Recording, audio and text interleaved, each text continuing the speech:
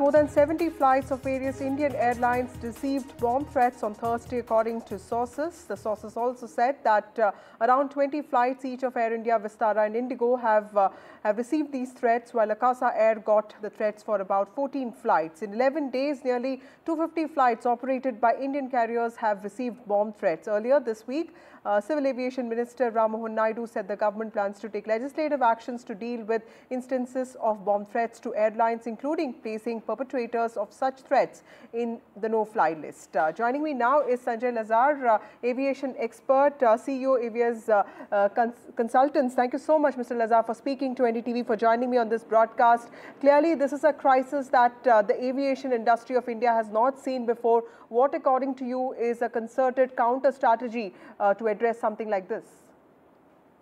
Thank you, Vasudha, for having me on your show. And yes, it's become an epidemic of cyber terror.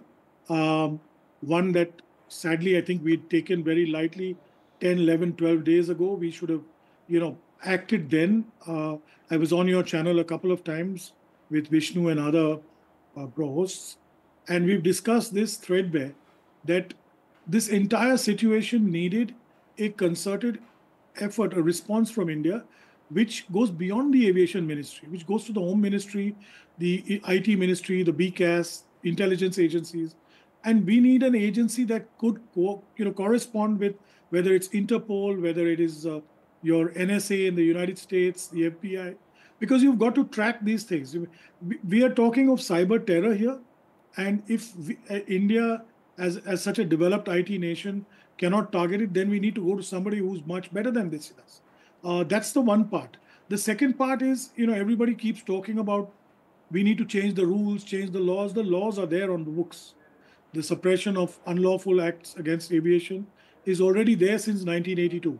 It allows for life imprisonment for aircrafts in flight and aircrafts on, that are flying airports that are going, around the world. Now, over here, the one word they're talking about is on ground. Now, we've had 250 odd hoax calls or bomb threats, as you say. How many of these were really on ground? They're all in the air. So, we need not go into semantics. The first thing we need to do is enforce the IT Act, force Twitter and X or whatever it's called now to cough up the names of the IP addresses where these accounts were registered. I understand most of the threats are coming from either the UK or Germany or other foreign countries. You have to connect with whether it's their MI6 or Scotland Yard or whoever the agencies there and track them down. Right.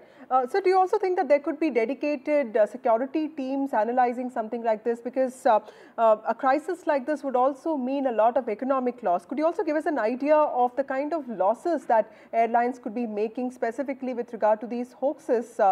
Because aviation also is so much, it's a story of Indian aspiration. It's a story of looking at best investments.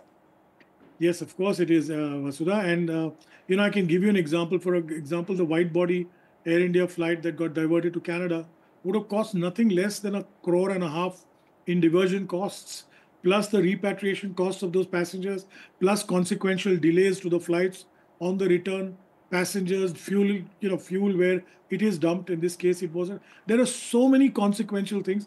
I've not really worked out the estimates, but from what I read in the newspapers and media, airlines are talking of having lost 500 to 600 crores. Right.